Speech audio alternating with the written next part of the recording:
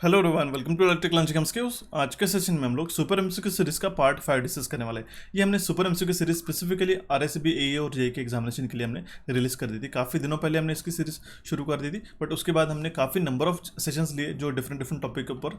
I hope अपने वो सारे सेशन देखे होंगे क्योंकि वो भी ज़्यादा इंपॉर्टेंट है आपके आरएसबी एए जेईई के सेशन के लिए, ठीक है, एग्जामिनेशन के लिए।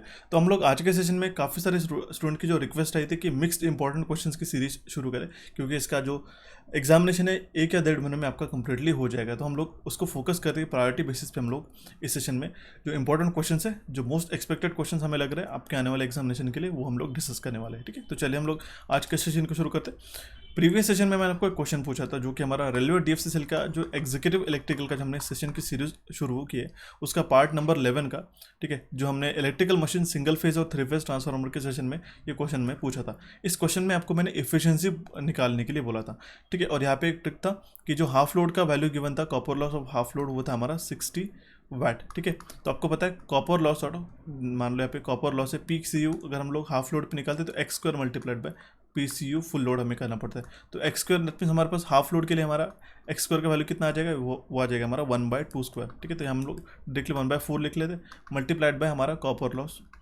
Full load. ये हमें निकालना पड़ेगा क्योंकि हमारे पास इसकी एफिशिएंसी फाइंड आउट करनी है। तो ठीक है, तो कॉपर लॉस हाफ लोड पे कितना था, 60 मल्टीप्लाइड बाय 4 हमारा 240 वाट हमारा कॉपर लॉस फुल लोड पे आ जाएगा, ठीक है। उसी तरीके से हम लोग एफिशिएंसी निकाल लेंगे, सारे वैल्यूज हम लोग को सब्स्टिट्यूट करने, ठीक है। फुल लोड के लिए हमें वैल्यू पूछेगी तो परसेंटेज ऑफ फ्रैक्शनल लोड 1 ही रहेगा वहाँ पे, ठीक है। तो हम लोग क्या करेंगे, 10 × 10⁻³ केवी मल्टीप्लाइड बाय हम लोग cos 5 से मल्टीप्लाई करेंगे, जो कि हम लोग डायरेक्टली लिख लेते 0.8। ये थोड़ा क्विकली जल्दी मैं आपको समझा रहा हूँ क्योंकि हमने ऑलरेडी डिस्कस कर चुके हैं और काफ़ी सारे स्टूडेंट ने इसका करेक्ट आंसर भी मार्क कर दिया। 10⁻³ मल्टीप्लाइड बाय 0.8 प्लस इसमें क्या रहेगा हमारा, ठीक है, प्लस हम लोग 100 वाट का जो हमारे आयन लॉसेस है मल्टीप्लाई, प्लस हम लोग कॉपर लॉस भी इसको एडअप करेंगे और मल्टीप्लाई करेंगे हम लोग 100 से। तो इसको हम लोग सॉल्व कर लेते तो आपका वैल्यू आता है 95.92, ठीक है। और इस क्वेश्चन का करेक्ट आंसर हमें दिया उन टॉप 10 स्टूडेंट्स के नाम है: रविंदर सेन, प्रमोद पाल, वर्मा सर, उज्जवल तिवारी, खलीफा आशिफ, रजत पांडे, प्रशांत, स्नेहल धबाड़े, सौविक दास, मोहम्मद वसीम,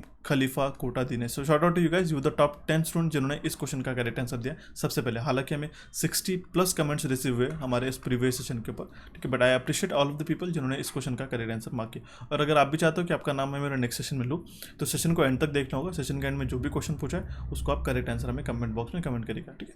तो चलते हैं अभी हमारे सेशन की ओर। उससे पहले आपको बता दूँ, आरएससीबी का हमारे पास जो अभी एक ओवरऑल जो सिलेबस पैटर्न, या फिर हम लोग इसको कह सकते हैं पैटर्न, एग्जामिनेशन पैटर्न, तो उसमें आपके जो काफ़ी ज़्यादा वेटेज हमारे पास गिवन है 48 क्वेश्चंस का जीके का, जो राजस्थान सेंट्रिक जीके है उसके लिए। उसके बाद रीजनिंग, हिंदी, इंग्लिश और मैथमेटिक्स की भी आपकी बाइफर्केशन है, और आपके टेक्निकल के क्वेश्चन यहाँ पे 120 मार्क्स के रहने वाले। ये हमारा आरएससीबी जेईई का पैटर्न है, ठीक है।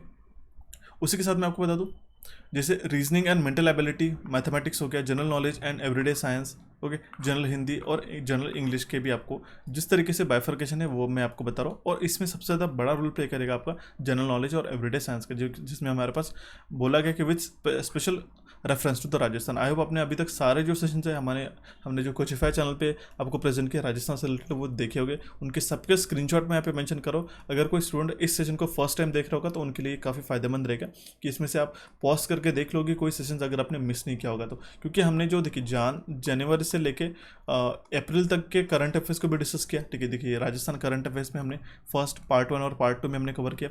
ये राजस्थान जीके का काफ़ी पॉपुलर सा सेशन है हमारा, ठीक है। उसके बाद स्पोर्ट्स करंट अफेयर्स डिस्कस किए, सब राजस्थान सेंटर के अप्रैल के करंट अफेयर्स यहाँ पे देखने मिल रहे होंगे। रीजनिंग के 2 सेशन होंगे, और हमने अभी रिसेंटली, ये इंपॉर्टेंट है, ये पार्ट 1 है, ये सबसे लास्ट सेशन, तो अभी आप जाके ही देखेगा सबसे पहले। इसमें 48 क्वेश्चन एग्जामिनेशन पैटर्न के अकॉर्डिंगली हमने वहाँ पे डिज़ाइन किए। और रिसेंटली राजस्थान का इंटीग्रेशन जो हुआ था, दैट मीन्स एकीकरण जिसको हम लोग कहते हैं, ठीक है, जिससे स्टेट फॉर्मेशन 7 स्टेप्स में आपका राजस्थान का फॉर्मेशन हुआ। उसमें क्या क्या स्टेप्स है, इसके ऊपर 1 से 2 क्वेश्चन आपको डेफिनेटली बन के देखने को मिल सकते हैं। हमने काफ़ी ब्रीफली इसको एक्सप्लेन किया, ये सेशन जाके देखिएगा। उसके बाद जो मिक्स 48 क्वेश्चन का सेशन 2 है, ये आपको इंपॉर्टेंट है हिंदी के लिए। ये देखिए, अभी तक तो मैंने यहाँ पे सिर्फ एक ही सेशन यहाँ पे मेंशन किया, बट हमारे इसको मिलाते हुए 3 सेशन हो जाएंगे, जो आपको यहाँ पे देखिएगा। इस मैं आपको इसलिए समझा रहा हूँ कि क्योंकि मैं ट्राई कर रहा हूँ कि सारे क्वेश्चंस को, सारे जो टॉपिक्स यहाँ पे सब्जेक्ट से मैं आपको कवर करने की कोशिश कर सकूँ। वहाँ पे जनरल हिंदी के भी 8 क्वेश्चंस आपको पूछे जाते हैं, इसलिए मैं आपको बता रहा हूँ कि उसमें आपको काफ़ी अच्छी तरीके से प्रिपेयर करना होगा, ठीक है। इसीलिए जो हमने 3 सेशंस ऑलरेडी चैनल पर अपलोड करा दिए, अभी हमारा जस्ट रिसेंट का आज ही का सेशन है हिंदी समास, जिसमें हमने जो समास होता है और समास के टाइप्स या फिर हम लोग उसको कह सकते हैं समास के भेद, ये हमने एक्सप्लेन किया। और इसमें से एक क्वेश्चन डेफिनेटली गाइस एग्जामिनेशन में बनता है, ये सेशन जाके देखना होगा। और रिसेंटली 10 मिनट का सेशन है जो हम, जिसमें हमने मेक इंपॉर्टेंट करंट अफेयर्स को डिस्कस किया। ये सारे सेशंस आपको देखने होंगे 48 मार्क्स को कवर करने के लिए। आप अगर एक देख रहे हो कि 60 क्वेश्चन अगर आपको वहाँ पे टेक्निकल के पूछे जा रहे हैं, हालांकि उसके मार्क्स का वेटेज डबल है, बट 48 क्वेश्चन भी आपको सिलेक्शन दिलाने के लिए इंपॉर्टेंट है गाइस, ठीक है। इसलिए काफ़ी सारे स्टूडेंट्स के हमें जीके के जो क्वेश्चन है उसके लिए हमें रिक्वेस्ट आ रही थी, ठीक है। तो अभी हम लोग हमारे सेशन को शुरू कर रहे हैं। देखते हैं हमारा सबसे पहला question, the ratio of total flux linkage to the used flux is known as, ठीक है। The ratio of total flux linkage to the used flux, उसको हम लोग क्या कहते हैं, फ्लक्स लीकेज फैक्टर। देखिए होता क्या है, जो फ्लक्सेस रहते हैं हमारी परफेक्ट, देखिए ये मैग्नेटिक कोर है हमारा, जो फ्लक्स हमारे परफेक्टली फ्लो होते हैं, ठीक है, मैग्नेटिक कोर में, हम लोग इसको क्या कहते हैं, यूजफुल फ्लक्स, ठीक है। और जो फ्लक्सेस वाया एयर के थ्रू ट्रैवल करते हैं वो हमारे रहते हैं लीकेज फ्लक्स। तो जो रेशियो रहता है leakage flux linkage to used flux का, वो रहता है हमारा flux leakage factor. Option B इस क्वेश्चन का करेक्ट आंसर आ जाएगा। Next question is determine the eddy current loss in VAT in a material having a eddy current coefficient of 1, thickness of 0.04 meter and volume of 2 cubic meter, which is kept in a magnetic field having a maximum flux density of 4 Tesla and supplied by a frequency of 50 Hz।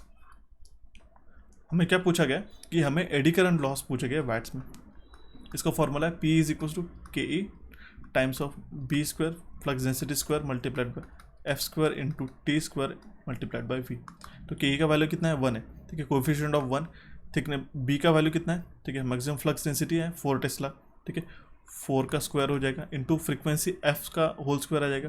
Frequency हमारे पास कितना है 50 hertz. और मैं ये चीज़ आपको काफ़ी बार बताता हूँ, हालांकि हम लोगों को सबको पता है फ्रीक्वेंसी 50 हर्ट्ज है, हम लोग काफ़ी क्विकली देख लेते हैं, हाँ एडी करंट हमें निकालना है, उसके अकॉर्डिंग हम 50 हर्ट्ज को ध्यान में रखते हैं क्वेश्चन को सॉल्व कर लेते। बट काफ़ी बार मैं आपको बता दूँ गाइज, एग्जामिनर यही छोटे छोटे जो आपके मिस्टेक है, सिली मिस्टेक, जहाँ पे आप टेकन फॉर ग्रांटेड लेते हो क्वेश्चन को, और वही क्वेश्चन आपका गलत होता है। मैं आपको बता दूँ, इसलिए क्वेश्चन को यहाँ पे पढ़ने के लिए 2 से 3 सेकंड लगते हैं कंप्लीटली एक्स्ट्रा पढ़ने के लिए, इसलिए मैं बता दूँ क्वेश्चन को कंप्लीटली पढ़ के ही आपको सॉल्व करना है। और हमने ये चीज़ नोटिस की और काफ़ी सारे स्टूडेंट्स के जो पेपर्स रहते हैं गाइस, हमने जो पेपर एनालाइज किए, जिससे कि मान लो PGCL का हो गया, या फिर अगर आप कह सकते हैं कि UPPCL का पेपर है, जहाँ पे आपको PDF मिलती है उस पेपर की, जो रिस्पॉन्स की रहते हैं, उस रिस्पॉन्स की को हमने नियर अबाउट 10 to 15 स्टूडेंट्स के जो रिस्पॉन्स किए हमने एनालाइज किया, और उसमें उनकी काफ़ी ज़्यादा गलतियाँ जो थी वो एकदम छोटी से छोटी थी, जैसे कि उन्होंने 50 हर्ट्ज यहाँ पे कंसिडर करके सॉल्यूशन कर लिया, हालांकि इसका ऑप्शन 2 करेक्ट था, 50 हर्ट्ज वाला ऑप्शन नहीं था, उन्होंने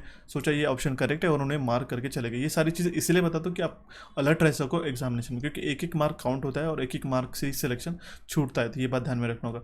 तो इन 10 से 15 स्टूडेंट्स का जो हमने सैम्पलिंग किया कि कौन से क्वेश्चन गलत होते हैं, ये हमने नोटिस किया कि यहाँ पे जो हम लोग बेसिक फार्मूलाज रहते हैं, जैसे हमको पता है, और नंबर ऑफ पोल्स क्या रहते हैं, वो मशीन्स में हम लोग 4 कंसिडर करके इसके वैल्यू 1500 RPM और सिंक्रोनस स्पीड को कंसिडर करते हुए चलेगी। बट ये वैल्यूज दूसरे रहते हैं। स्टूडेंट क्या करता है, फर्स्ट ऑप्शन दिखता है वो मार्क करके आगे बढ़ जाता है। बट इस तरीके से जैसे अभी हमने यहाँ पे 50 हर्ट्ज इग्नोर किया, उस तरीके से अगर आप इग्नोर करते हो छोटी छोटी वैल्यूज़ को या फिर कंसिडर कर लेते हो, तो ये आपको नहीं करना है, इससे आपके मार्क्स गलत कट हो सकते हैं, ठीक है।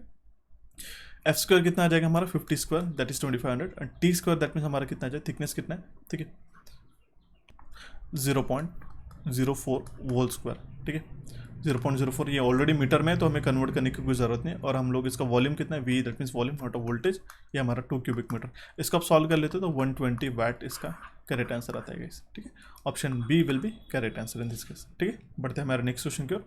क्वेश्चन 3 है, determine the intensity of magnetization in ampere meters of a magnet when it has a pole strength of 60 ampere meters of a pole area 20 square meter।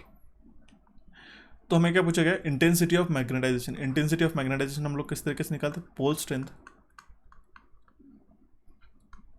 Upon pole area, और एक चीज़ मैं आपको सजेस्ट करना चाहूँगा guys कि आप जितने भी मेरे सेशंस रहते हैं इलेक्ट्रिकल इंजीनियरिंग एमसीक्यूज पे, आप सभी सेशंस को देखा करिएगा इररिस्पेक्टिव ऑफ देयर एग्जामिनेशन। देखिए अगर आप आरएससीबी के लिए प्रिपेयर कर रहे होगे और अगर आपको थंबनेल में यूपीपीएससी जेई का आपको दिख रहा होगा, वो भी आप देखिएगा गाइस, क्योंकि इंपॉर्टेंट रहता है।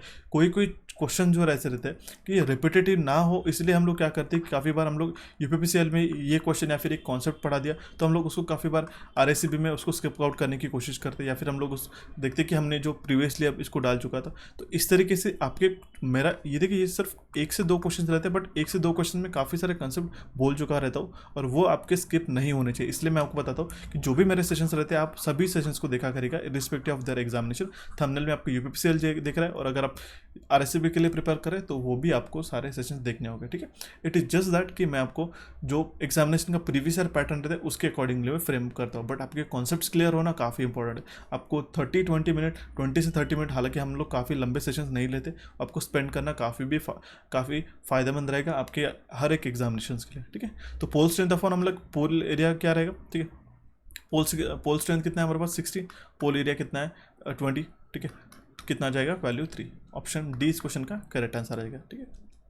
नेक्स्ट क्वेश्चन है हमारा question number 4। What will be the value of magnetic field intensity in ampere turns per metre of a 4 metre long coil when a coil has a 220 turn. एक coil को कितना turns है, 220 turns है, और जो current कितना carry कर रही है 0.4 एम्पियर्स। तो एच हमें निकालने के लिए बोला है magnetic field intensity ampere turns per metre, ठीक है। एच को हम लोग जैसे डिनोट करते हैं NI/L। ये सारे बेसिक से फॉर्मूला है और इसी को हम लोग काफ़ी बार इग्नोर करते हैं tough level of moderate level of questions को सॉल्व करते हो, बट ये क्वेश्चंस आपको एग्जामिनेशन में कंफ्यूज कराते गए। तो आपको ध्यान में रखना होगा बेसिक्स तो आपको 100% क्लियर ही होना चाहिए। एन का वैल्यू कितना है 220 टर्न्स है, आई का वैल्यू कितना है 0.4, करंट कितना है, ठीक है। तो और एल का वैल्यू कितना है, लेंथ का वैल्यू कितना है, ठीक है 4 मीटर लॉन्ग है, 4 मीटर लॉन्ग है। इसको सॉल्व करोगे काफ़ी आसान है, 22 एम्पियर टर्न्स पर मीटर इसका करेक्ट आंसर आ जाएगा। ऑप्शन ए इस क्वेश्चन का करेक्ट आंसर है। बढ़ते हमारे नेक्स्ट क्वेश्चन की ओर। क्वेश्चन नंबर है हमारा 5। The main reason of using constantan wire for making standard resistances. मैंने आपको ये क्वेश्चन काफ़ी बार करा है। देखिए कॉन्स्टेंटाइन हम लोग जो स्टैंडर्ड रेजिस्टेंस रहते हैं हमारा, उसको बनाने के लिए यूज़ करते हैं क्योंकि इसकी जो टेम्परेचर कोफिशिएंट ऑफ रेजिस्टेंस है ये हमारा निग्लिजिबली स्मॉल रहता है, ठीक है। यहाँ पे हम लोग कैसे निग्लिजिबल रहता है, स्मॉल रहता है, ये चेंज नहीं होता। इसके कारण क्या होगा कि आपको पता है रेजिस्टेंस में सबसे ज़्यादा हीट प्रोड्यूस होते हैं।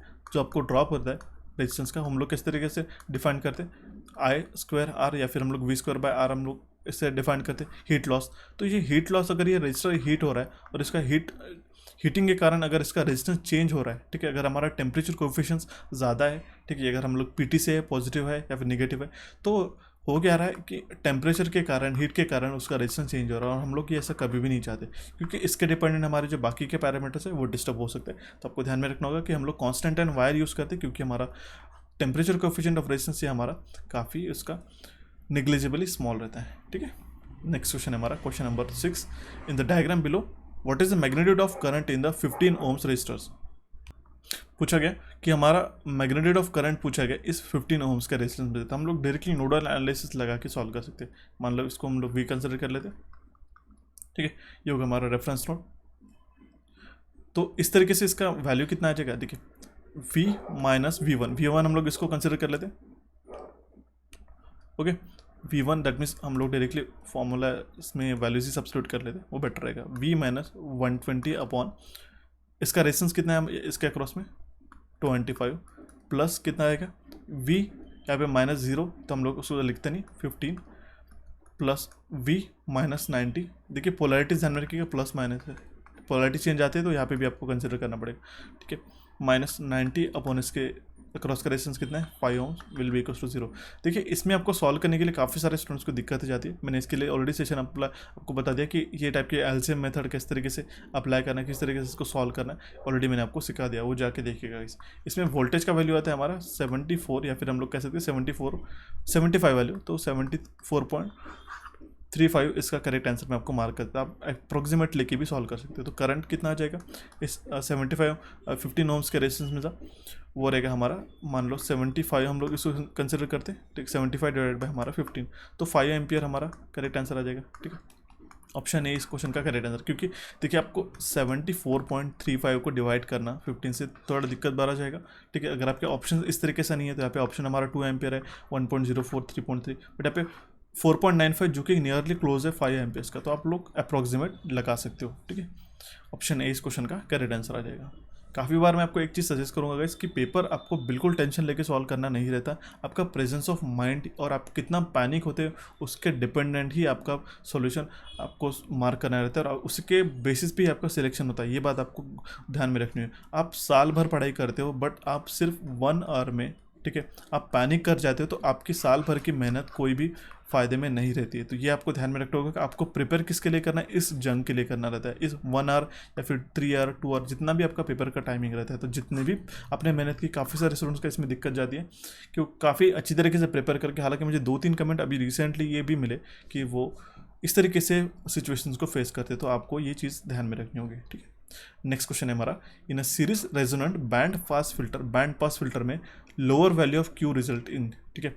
क्यू क्वालिटी फैक्टर जो रहता है अगर हमारा लोअर रहता है बैंड पास फिल्टर में, सीरीज रेजोनेंट फिल्टर में, तो हमारा उसमें क्या रहेगा, बैंडविड्थ हमारी लार्ज रहेगी, क्योंकि आपको पता है बैंडविड्थ इज इक्वल टू क्या होता है, एफ सी अपॉन क्यू, ठीक है।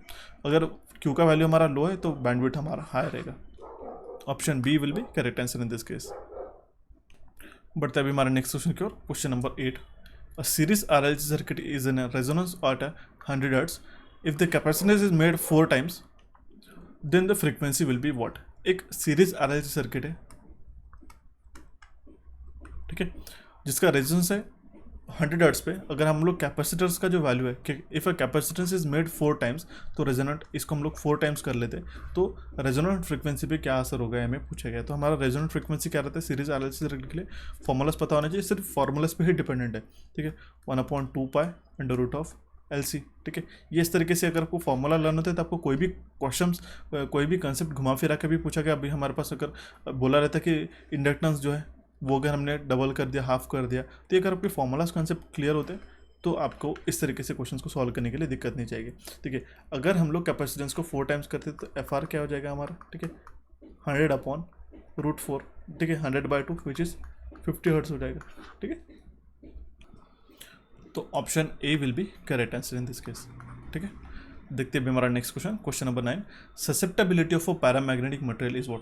ससेप्टेबिलिटी क्या होती है, काफ़ी सारे स्टूडेंट्स को दिक्कत जाती है। ये होता है हमारा degree to which magnetic material can be magnetize, या फिर हम लोग कहते हैं कितने डिग्री पे वो हमारा मटेरियल मैग्नेटाइज हो सकता है। कोई भी अगर आप मेटल ले ले तो नॉन मेटल तक, तो कितने डिग्री तक वो उसमें मैग्नेटिज्म फ्लो हो सकता है, ये हमें बताता है ससेप्टेबिलिटी, ठीक है। तो यहाँ पे पूछी गया कि ये ससेप्टेबिलिटी ऑफ पैरामैग्नेटिक मटेरियल कितना रहता है, तो वो रहती है हमारी पॉजिटिव एंड स्मॉल, ठीक है। वो पॉजिटिव और स्मॉल रहती है, ये आपको ध्यान में रखना होगा, ठीक है। एक चीज़ मैं यहाँ पे आपको टेबल मेंशन कर देता हूँ, ये जो टेबल है आपको अच्छी तरीके से पढ़ के जाना होगा, ठीक है। देखते हैं अभी हमारा next question, question number 10। What will be the value of coupling factor between the two coils when the self inductance of each coil is 60 milli henry and mutual inductance between them is 30 millihenry. तो हमें क्या पूछा गया, coefficient of coupling के का value पूछा गया, जो क्या रहता है हमारा m/√of L1 इंटू L2, ठीक है। m का वैल्यू कितना है हमारा 30, ठीक है। और देखिए हमारा क्या पूछा गया, when the coupling factor between two coils when the self inductance of each coil is 60 milli henry और mutual inductance between them is 30। ये m का वैल्यू कितना है 30 है, अंडर रूट ऑफ L1 और L2 का वैल्यू दोनों भी सेम है 60 × 60, ठीक है। तो 60 × 60 डायरेक्टली 60 आ जाएगा, एक रूट से एक 60 कैंसिल होकर हमारा 30/60 हम लोग निकाल लेते तो 1/2 1/2 दैट मीन्स 0.5 इसका करेक्ट आंसर आ जाएगा, ठीक है। देखते हैं हमारा next question, question number 11। The full load copper loss of a transformer is 2000 watt at half load the copper losses will be what, ठीक है। एक स्टूडेंट ने हमें इस तरीके से कमेंट किया था कि ये क्वेश्चन आपको हमें क्लियर करा दो। देखिए मैं आपको बता दूं, अगर हमारा full load copper loss of transformer है 2000 वाट, ठीक है, तो आपको पता है जो कॉपर लॉस किसके डिपेंडेंट होता है, वो हमारे डिपेंडेंट होता है करंट पे, ठीक है। तो अगर हमारा हाफ लोड है तो हमारा परसेंटेज ऑफ लोड कितना है, वो हमारा 1/2, ठीक है। तो इस केस में क्या हो जाएगा, हम लोग एक फॉर्मूला लगाते हैं PCU copper loss at a full load, वो कितना होता है x² times of PCU at a full load. जैसे हमने स्टार्टिंग में बताया तो x² का वैल्यू कितना आ जाएगा 1/2² multiplied by PCU full load कितना है, वो है हमारा 2000 वाट, ठीक है। तो 1/4 यहाँ पे हम लोग निकाल लेंगे 500 वाट, ठीक है। ऑप्शन डी इस क्वेश्चन का करेक्ट आंसर आएगा। आई होप आपको ये क्वेश्चन समझ में आया होगा। Next question is question number 12। The simplified Boolean expression for the following logic gate is. इस लॉजिक गेट के लिए हमें सिंप्लीफाइड बुलियन लॉजिक गेट आपको बताना है, ठीक है। इसमें आपके पास गेट कौन सा है, ये हमारा एंड गेट है, ये हमारा और गेट है, ये हमारा और गेट है। एंड के लिए आपको क्या साइन लगाना है, वो हमारा डॉट मार्किंग रहता है, मल्टीप्लाई करते हैं। और के लिए हम लोग क्या करते हैं, प्लस करते हैं, ठीक है। ए और बी इनपुट है तो हम लोग क्या करते हैं, ए एंडेड बी, ठीक है, प्लस इसके साथ क्या है, देखिए ये यहाँ पे जो आउटपुट आ रहा है ये कौन सा आ रहा है, ये भी हमने यहाँ पे मार्क किया, ए एंडेड विथ बी, प्लस ये हमारा क्या हो रहा है, ए हम लोग इसमें फिर से ऐड कर रहे हैं क्योंकि देखिए यहाँ पे ए जा रहा है इस और गेट में, ठीक है, ए, ओके, प्लस हम लोग क्या करें, इस फाइनल आउटपुट में क्या क्या आ रहा है मैं आपको बता देता हूँ। ए एंडेड विथ बी ये तो आ रहा है, और इसके साथ यहाँ पे आउटपुट में कितना आ रहा है, A ANDed with B plus A, plus यहाँ पे हमारा जो इनपुट आ रहा है वो हमारा कौन सा आ रहा है, बी आ रहा है, ठीक है। तो इस केस में हम लोग ए को हम लोग कॉमन निकाले थे, A B plus one plus B आ जाएगा, ठीक है। तो ये हमारा वन होता है, ओके, ए प्लस बी इसका वैल्यू आ जाएगा, क्योंकि बी प्लस वन हमारा क्या होता है, वन होता है, ओके। तो ए प्लस बी इस क्वेश्चन का करेक्ट आंसर आ जाएगा, option D will be correct answer in this. इस तरीके से सिंपल क्वेश्चन आपको पूछे जा सकते हैं। Next question is two's complement of the binary number is what. देखिए ये बाइनरी नंबर है हमारे पास में 0 0 0 1 1 1 1 0 0, तो बेस 2 है, ये 2 यहाँ पे सफिक्स में होना चाहिए था, ठीक है। तो इसको हमें टूज कॉम्प्लीमेंट निकालना था। टूज कॉम्प्लीमेंट क्या होता है, वंस कॉम्प्लीमेंट में जब हम लोग वन ऐड करते हैं तो वो हमारा टूज कॉम्प्लीमेंट हो जाता है। अब वंस कॉम्प्लीमेंट कैसे निकालना है, जो भी जीरोज है उसको वंस में टर्न कर देना, ठीक है, कन्वर्ट कर देना। तो इस केस में हमारे पास में जो बाइनरी नंबर गिवन है वो है हमारा 0 0 4 टाइम्स 1 0 0, तो हम लोग इसको कन्वर्ट करते हैं 1 1 0 0 0 0 1 1, ये तो हो गया हमारा वंस कॉम्प्लीमेंट, ठीक है। अब इसको टूज कॉम्प्लीमेंट निकालने के लिए क्या करने पड़ेगा, इसमें वन ऐड कर देंगे, प्लस वन हम लोग ऐड कर देंगे, ठीक है। 1 + 1 क्या हो जाएगा बाइनरी में, ठीक है, वो हो जाएगा 0, ठीक है। यहाँ पे कैरी आ जाएगा 1, देन 1 + 1 विल बी 0, यहाँ पे कैरी आ जाएगा 1, 0 + 1 1, ये 3 जीरोज यहाँ पे आ जाएंगे as it is 1 1, that means 1 1 0 0 1 0 0, ये हमारा आ जाएगा टूज कॉम्प्लीमेंट। ऑप्शन ए इस क्वेश्चन का करेक्ट आंसर। देखिए आप 1 1 0 0 1 1 0 0 1 0 0 टू द बेस 2, इसका करेक्ट आंसर आ जाएगा। We'll see the next question, which is question number 14. Impregnated paper, silk, cotton, vulcanized natural rubber, thermoplastics that are softened about 90 degree centigrade are categorize as a which of the following insulation या फिर thermal class. मैंने आपको बताया था इस तरीके से example के फॉर्म में पूछा है। जो इम्प्रेग्नेटेड पेपर रहते हैं, सिल्क हो गया, कॉटन, वल्कनाइज नेचुरल रबर हो गया, ठीक है, या फिर थर्मोप्लास्टिक हो गए, जो कि 90 डिग्री सेंटीग्रेड के बियॉन्ड ऊपर वो सॉफ्ट हो जाते हैं, ठीक है। तो वो हमारे कौन से थर्मल क्लास में आते हैं, तो वो आते हैं हमारे वाई क्लास के, ठीक है। क्योंकि आपको पता है सबसे लीस्ट इसका टेम्परेचर का जो स्टेबिलिटी रहते हैं 90 डिग्री सेंटीग्रेड। मैंने आपको ये चार्ट कल ही आपको पढ़ा दिया था UPRUNL के क्लास में। YAE BFH से आपको लर्न कर लेना है। इसके जो टेम्परेचर वैल्यूज़ है ये भी आपको ध्यान में रखना होगा। सबसे ज़्यादा हाईएस्ट टेम्परेचर क्लास रहता है C का, ठीक है। Next question is question number 15. A coil of a 360 turns is linked by a flux of a 200 microweber. If the flux is reversed in the 0.01 second, then they find the EMF induced in the coil. EMF कितना induce हो रहा है हमें question में पूछा गया। Flux कितने reverse हो रहे, 200 माइक्रोवेबर के 0.01 सेकंड्स में रिवर्स हो रहे हैं, ठीक है। यहाँ पे कब पूछा गया, तो हमें इंड्यूस्ड EMF हम लोग निकालेंगे। इंड्यूस्ड EMF भी हमें पूछा गया है। ई विल बी क्या हो जाएगा हमारा NdΦ/dt, ठीक है, NdΦ/dt हो रहा है। बट यहाँ पे जो फ्लक्सेस है वो रिवर्स कितने हो रहे हैं 0.01 सेकंड्स पे। तो पहले कितने हैं 200 माइक्रोवेबर है, समझिएगा ध्यान से। फिर कितने हुए -200 ऑफ माइक्रोवेबर, क्योंकि इसमें भी दिक्कत जाती है। तो हमारे पास में टोटल फ्लक्सेस कितने हैं, dφ चेंज इन फ्लक्स कितना है, dφ का वैल्यू कितना रहेगा, ठीक है, वो रहेगा हमारा 200 -200, ठीक है। ये भी काफ़ी सारे स्टूडेंट्स गलती कर जाते हैं। तो वो है हमारा एक्चुअल कितना है 400 माइक्रोवेबर, ठीक है, समझिएगा, ठीक है। तो dφ का वैल्यू हमारा आगे हम लोग, मैं अच्छे तरीके से लिख लेता हूँ, 400 माइक्रोवेबर का ये वैल्यू आ गया। और E का वैल्यू कितना आ जाएगा हमारा 360 नंबर ऑफ हमारे पास टर्न्स है, 360 मल्टीप्लाइड बाय dφ हमारा चेंज इन फ्लक्स कितना है 400 इंटू 10⁻⁻6 माइक्रो में है, तो हम लोग को वेबर में कन्वर्ट करने के लिए -6 से मल्टीप्लाई करना पड़ेगा। और हमारे पास में वैल्यू कितना है, टाइम कितना है 0.01। इसको आप कंप्लीटली सॉल्व कर ले तो आपको वैल्यू मिलता है 14.4 volt. Option C will be correct answer in this case, ठीक है। Next question is question number 16. If the number of poles in a 3-phase 11 kV transmission line is 80, number of poles पूछे गए 3 phase हमारे पास में मान लो transmission है, इसमें 80 नंबर ऑफ पोल्स है, तो हमें कितने डिस्क इंसुलेटर्स रिक्वायर्ड रहेंगे, हमें क्वेश्चन में पूछा गया। आपको ध्यान में रखना होगा ईच डिस्क इंसुलेटर का आपका मैक्सिमम विथस्टैंड का कैपेसिटी कितना रहता है, 11 के भी रहता है गाइस, ठीक है। दैट मीन्स देखिए जो नंबर ऑफ डिस्क हमें रिक्वायर्ड रहेंगे ईच पोल के लिए वो हमें एक रिक्वायरमेंट रहेगी, ठीक है। तो टोटल नंबर ऑफ इंसुलेटर इस ट्रांसमिशन लाइन के लिए कितने लगे, 80 × 1 फॉर अ सिंगल फेज, ठीक है। तो हमारा 80 वैल्यू हो जाएगा। तो हमें पूछा गया 3 फेज लाइन हमारे पास पूछी गई, तो हम लोग इसको 3 से मल्टीप्लाई कर देंगे, 240 वैल्यू इसका करेक्ट आंसर आ जाएगा। That means 240 number of disc insulators हमें लगेंगे एक पोल पे। दैट मीन्स एक कम्प्लीटली लाइन के लिए जो हमारे पास में ट्रांसमिशन लाइन में नंबर ऑफ पोल्स कितने, 80 पोल्स के लिए एक पोल पे हमारे ऐसे काउंट करते हुए 240 डिस्क इंसुलेटर के में ज़रूरत रहेगी, ठीक है। Next question is question number 17। ये काफ़ी इंपॉर्टेंट क्वेश्चन है।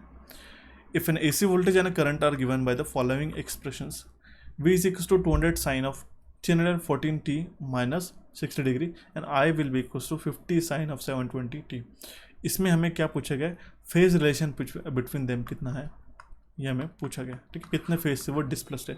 सिंपली आंसर इसका can not be determined, option D इस क्वेश्चन का करेक्ट आंसर है, क्योंकि आप देख पा रहे होंगे इस वोल्टेज के इक्वेशन में Vm sin of omega t minus plus minus 60 हमारे पास गिवन है।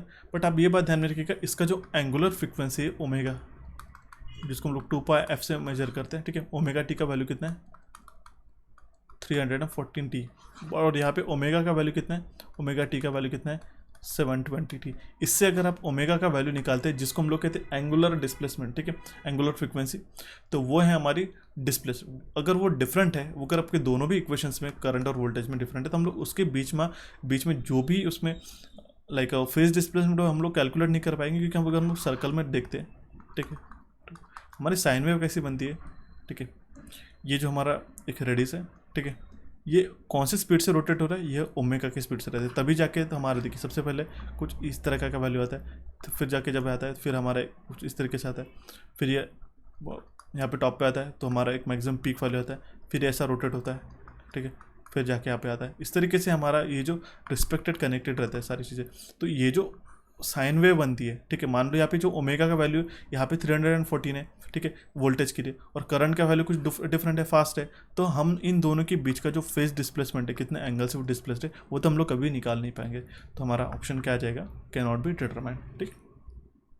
नेक्स्ट क्वेश्चन है question number 18। In an alternator if alpha is equal to 60 degree, तो फाइंड द पिच फैक्टर हमें पूछा गया। पिच फैक्टर कितना है हमें क्वेश्चन में पूछा गया, ठीक है। पिच फैक्टर हम लोग किस तरीके से निकलते हैं, KP is equal to cos of alpha by 2। तो अल्फा क्या है हमारा, ये हमारा short pitch angle. Short pitch angle कितना है, 180 डिग्री माइनस कॉइल स्पैन, ठीक है। 60 डिग्री से हमारा ये देखिए अल्फा क्या हो जाएगा, 180 degree minus coil span minus करना पड़ेगा हमें, ओके। बट यहाँ पे हमारे पास जो वैल्यू है अल्फा का वो ऑलरेडी गिवन है, ठीक है।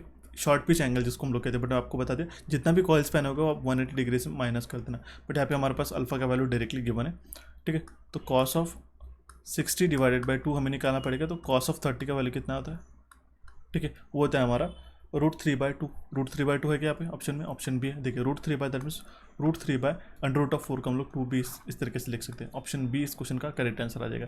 इसके लिए मैंने आपको बताया एक सेशन जो है ये चुटकियों में निकाले, sin 30 cos 120, जो आपके कोई भी ट्रिग्नोमेट्रिक का वैल्यूज़ है ये आप निकाल सकते हो। किस तरीके से मैंने आपको बताया, अगर आपने ये सेशन देखा होगा तो आपने इसका जो cos ऑफ 30 का, काफ़ी सारे स्टूडेंट्स को विदाउट कैलकुलेटर इसका वैल्यूज़ निकालना नहीं आता, ये फैक्ट है, मैं आपको बता दूँ।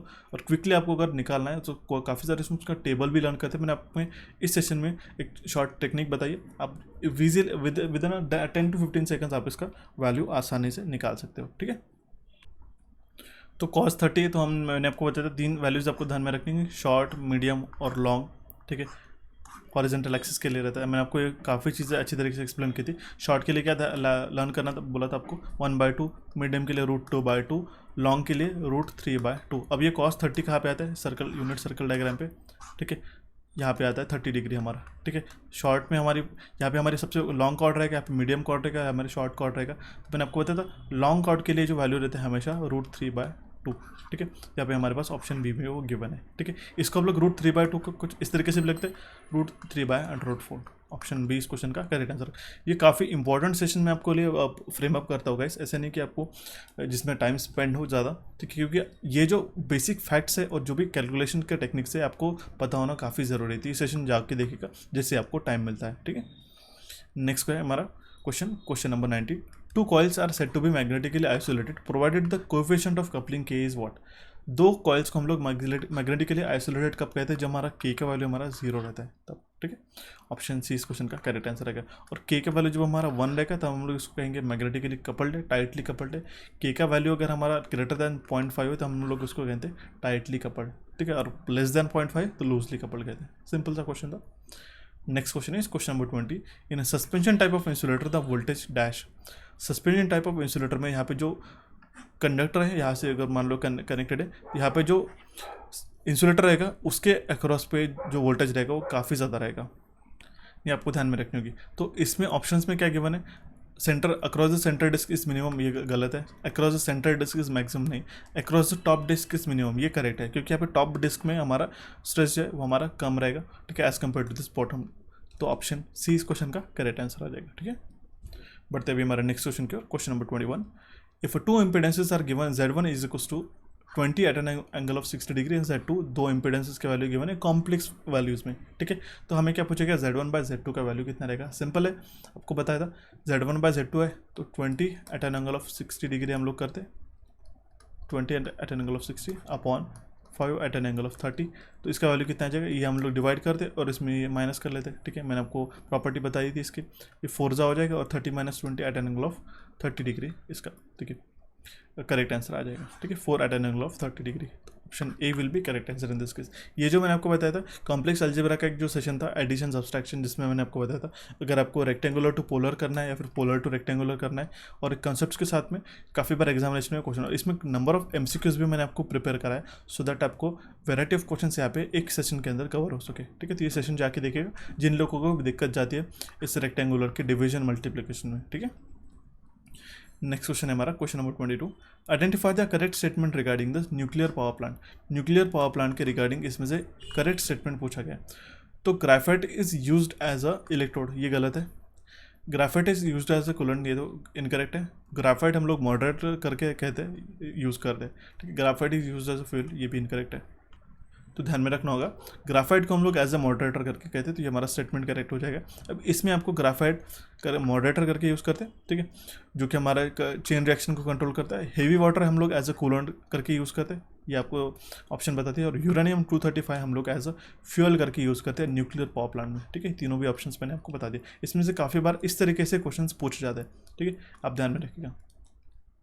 Next question is question number 23। The candle power of a lamp placed in a lamp placed normal to a working plane is 60 candle power. Find the distance of the if the illumination is 15 lux. illumination हमारा 15 lux है, तो हमें distance पूछा गया। तो आपको पता है illumination E will be equal to कहते हैं candle power upon distance square, इसका यूनिट होता है लक्स, ठीक है। तो हमें डिस्टेंस ही पूछा गया, ठीक है। कैंडल पावर हमारे पास 60 की बने, ठीक है, डिस्टेंस का स्क्वायर है, ठीक है। illumination कितना है, 15 लक्स है, ठीक है। तो हमें वैल्यू आ जाएगा 15 4 ठीक है। और डी स्क्वायर अगर हमारा है 4 तो डी क्या हो जाएगा, √4 दैट इज़ 2। जो डिस्टेंस है, ठीक है, वो आ जाएगा हमारा 2 मीटर्स का, ठीक है। कैंडल पावर अगर हमारे पास इल्यूमिनेशन का कितना आ रहा है 15 लक्स का, तो टोटल डिस्टेंस कितना है 2, okay. Next question is question number 24। ये इंपॉर्टेंट क्वेश्चन है, इसमें जो भी मैं आपको चीज़ें बताऊंगा ये ध्यान में रखना होगा, ठीक है। Bandwidth and CMRR of an ideal operational amplifier is what. इसकी आइडियल ऑपरेशनल एम्पलीफायर की बैंडविड्थ कितनी रहती है, वो रहती है हमारे इनफाइनाइट, ठीक है। CMRR, ठीक है, कॉमन मोड रिजेक्शन रेशियो, वो भी हमारा इनफाइनाइट ही रहता है। तो ऑप्शन ए इस क्वेश्चन का करेक्ट आंसर आ जाएगा। और आपको ये ध्यान में रखना होगा कि इनफाइनाइट कौन सी वैल्यूज़ रहती है आइडियल में। आप सिंपली एक चीज़ बता दो, काफ़ी बार आपको ये इस टाइप का क्वेश्चन पूछा जाता है, आप कभी भूलोगे नहीं, ठीक है। ऑपरेशनल देखिए, आइडियल ऑपरेशनल एम्पलीफायर का जो आउटपुट रेजिस्टेंस है वो ही सिर्फ 0 रहता है, ध्यान में रखिएगा। और बाकी सारे वैल्यू जैसे कि वोल्टेज गेन हो गया, ठीक है, ठीक है, इनपुट रेजिस्टेंस हो गया, या फिर हम लोग कहते हैं बैंडविड्थ हो गया, ओके, और CMRR ठीक है, स्लीव रेट जो हो गया, ये सारे इनफाइनाइट रहते हैं। ठीक है, आइडियल ऑपरेशनल एम्पलीफायर की बात कर रहा हूँ गाइस, और उसका आइडियल ऑपरेशनल एम्पलीफायर का जो आउटपुट रेजिस्टेंस है वो जीरो रहता है। और यहाँ पे अभी सिर्फ एक बात ध्यान में रख लो आप कि आइडियल अगर ऑपरेशनल एम्पलीफायर का कोई भी वैल्यू पूछा है, वोल्टेज गेन हो गया, input resistance, bandwidth, CMRR, slew rate, तो आप इनफाइनाइट मार्क करिएगा। और सिर्फ आप ये ध्यान में रखिएगा कि आउटपुट इंपेडेंस या फिर आउटपुट रेजिस्टेंस ही इसका जीरो होता है, बाकी सारे वैल्यूज आपको लर्न करने की जरूरत नहीं रहेगी। ठीक है, बट यहाँ पे वोल्टेज गेन का भी वैल्यूज काफ़ी बार पूछा जाता है, बैंडविड्थ कितनी रहती है, प्रैक्टिकल की अगर हम लोग बात करते हैं, ठीक है, उसके वैल्यूज डिफरेंट रहते हैं। जैसे कि इसका जो बैंडविड्थ रहता है वो रहता है हमारा 10⁻6 हर्ट्ज से लेके 1 मेगाहर्ट्ज के बीच में, या फिर हम लोग उसको कह सकते हैं 10⁻6 हर्ट्ज ही मतलब क्या हो गया 1 मेगाहर्ट्ज। ठीक है, ध्यान में रखिएगा, एम कैपिटल है, 1 मेगाहर्ट्ज, तो ये वैल्यूज ध्यान में रखिएगा। CMRR भी ध्यान में रखने का 120 डेसिबल रहता है। इसका स्लीव रेट, हाँ ये एक चीज़ इंपॉर्टेंट है, जैसे ऑपरेशनल एम्पलीफायर का, प्रैक्टिकल ऑपरेशनल एम्पलीफायर का स्लीव रेट जो रहता है वो आप ध्यान में रखिएगा 80 वोल्ट पर माइक्रो सेकंड। ये मैंने काफ़ी 1-2 एग्जामिनेशन में देख लिया। ठीक है, 80 वोल्ट पर माइक्रो सेकंड्स ये इसका वैल्यू रहता है स्लीव रेट। ये सारी चीज़ें आपको ध्यान में रखने की, और वोल्टेज गेन भी 10⁻6 के रेंज में रहता है। ठीक है, नेक्स्ट क्वेश्चन है हमारा question number 25। When measuring power with an electrodynamometer type wattmeter in a circuit when where the load current is large, जब हमारा लोड करंट लार्ज रहता है तो जो प्रेशर कॉइल रहता है, देखिए इलेक्ट्रोडायनामोमीटर टाइप वैटमीटर का आपको फिगर ध्यान में आता होगा, स्कीमेटिक, करंट कॉइल होगी हमारी, ये प्रेशर कॉइल होगी, ये हो गया हमारा लोड। ठीक है, ये हमारा बेसिक स्ट्रक्चर रहता है इसका। ठीक है, यहाँ पे हमारा सप्लाई रहता है V का। ठीक है, तो जब हमारा लोड करंट लार्ज है तो हम लोग इस प्रेशर कॉइल को कुछ इस तरीके से लोड साइड में कनेक्ट करते हैं, ये आपको ध्यान में रखना होगा। ठीक है,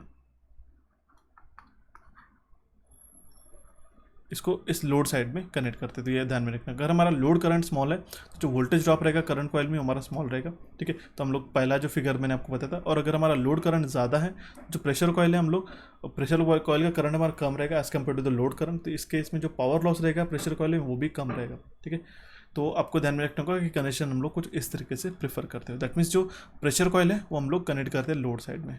ऑप्शन ए इस क्वेश्चन का करेक्ट आंसर आ जाएगा। Next question is question number 26। When a transistor and a SCR of a same rating are available, अगर हमारे पास में एक ट्रांजिस्टर है, ठीक है, BJT ट्रांजिस्टर है, और हमारे पास में एक SCR है, सिलिकॉन कंट्रोल रेक्टिफायर जिसको हम लोग कहते हैं, जहाँ पे हमारे पास में गेट भी प्रेजेंट रहता है।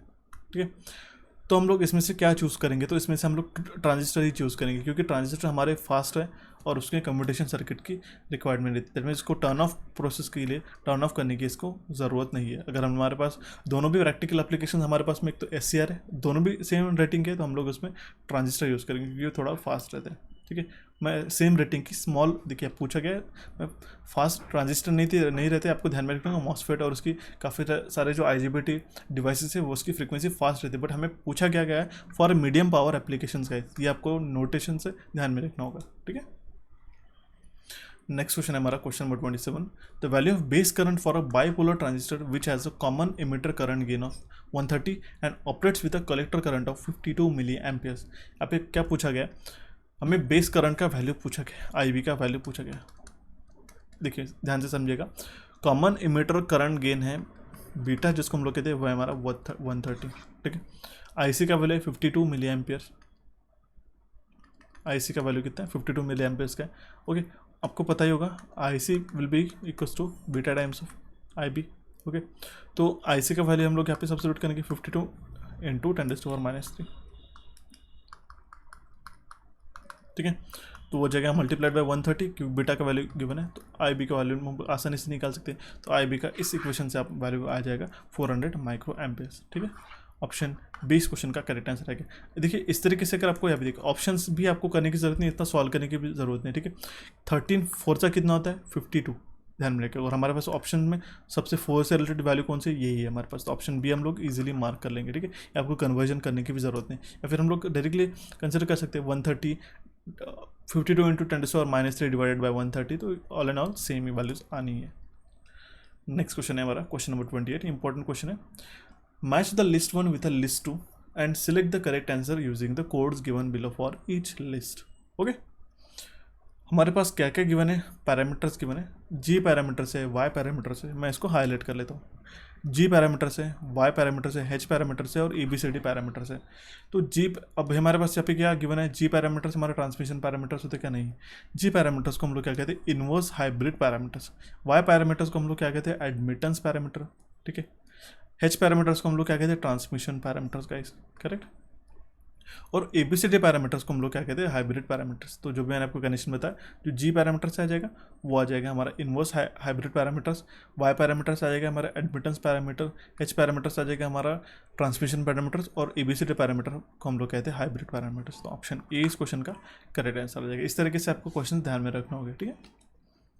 नेक्स्ट क्वेश्चन है हमारा question number 29। For a UJT used to trigger a SCR, the stand off ratio is 0.75, the voltage source is 20 volt, DC चाहिए था यहाँ पे, तो voltage source is 20 volt, the UJT would trigger when the emitter voltage is what. हमें question में क्या पूछा गया है, अगर हम लोग UJT unijunction transistor use करें SCR को ट्रिगर करने के लिए मतलब टर्न ऑन करने के लिए, तो स्टैंड ऑफ रेशियो इसका गिवन है 0.75। तो जो हम लोग DC वोल्टेज सोर्स है हमारा 20 वोल्ट, तो UJT हमारा कब ट्रिगर होगा, जब हमारा इमीटर वोल्टेज कितना रहेगा, हमें क्वेश्चन में पूछा गया। तो स्टैंड ऑफ रेशियो ईटा का वैल्यू कितना गिवन है, 0.75, ठीक है। VBB वैल्यू कितना गिवन है, वो 20 वोल्ट्स का गिवन है। तो UJT हमारा ट्रिगर करेगा जब हमारा इमीटर वोल्टेज कितना रहेगा, BP is equal to Etah times of BB, ठीक है। तो वो रहेगा हमारा 0.75 मल्टीप्लाइड बाई 20। तो 0.75 मतलब कितना होता है, 3/4, ठीक है। इसको हम लोग क्या कहते हैं, इसको हम लोग मल्टीप्लाई करेंगे 3/4 से, आपको पता ही है 75% कितना है, 20 का 15 वोल्ट आ जाएगा। आप कैलकुलेशन मत करिएगा, ये सारे सिंप्लीफिकेशन टेक्निक्स मैंने बताया रेशियो मेथड से। 1/4 दैट मीन्स कितना होता है, 0.25, 1/2 कितना होता है, 0.5, 3/4 कितना होता है, 0.75। तो ध्यान में रखिएगा 20 को हम लोग 3/4 से मल्टीप्लाई करते हैं तो 5 5 3 15, इस तरीके से भी वैल्यू ले सकते हैं। या फिर ये जो कैलकुलेशन है तो काफ़ी आसान है, 20 का 75% हम लोग 15 वैल्यू ईजिली निकाल सकते हो, ठीक है। The next question is question number 30। The apparent power and active और real power are equal when the power factor is what. देखिए अपैरेंट पावर और एक्टिव और रियल पावर, जिसको हम लोग कहते हैं एक्टिव या फिर रियल पावर, ये एक हो गया और अपैरेंट पावर दूसरा, ये हमारे इक्वल कब रहेगा।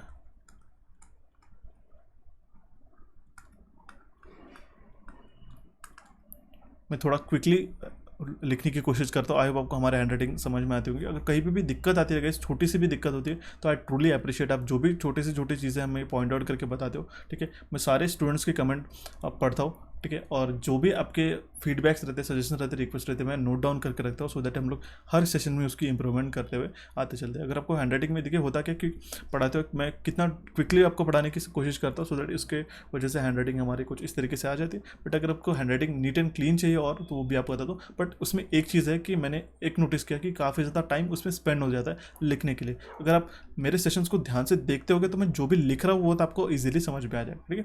Apparent power is equal to क्या हो जाएगा, रियल पावर या फिर हम लोग ट्रू पावर पूछेंगे। तो ये अब हमारी कब कंडीशन होगी, जब हमारा पावर फैक्टर यूनिट है। क्योंकि आपको पता है कॉस ऑफ फाई मतलब क्या होता है, कॉस ऑफ फाई मतलब होता है रियल पावर अपर हमारा अपैरेंट पावर रहता है, ठीक है। रियल पावर को हम लोग एक्टिव पावर भी कहते हैं, VI कॉस ऑफ फाई कहते हैं और VI रहता है। दैट मीन्स कॉस फाई का अगर हमारा वैल्यू आता है तो that means apparent power VI और यहाँ पे एक्टिव पावर हमारे इक्वल हो जाएगी। तो ऑप्शन डी इस क्वेश्चन का करेक्ट आंसर आ गया था।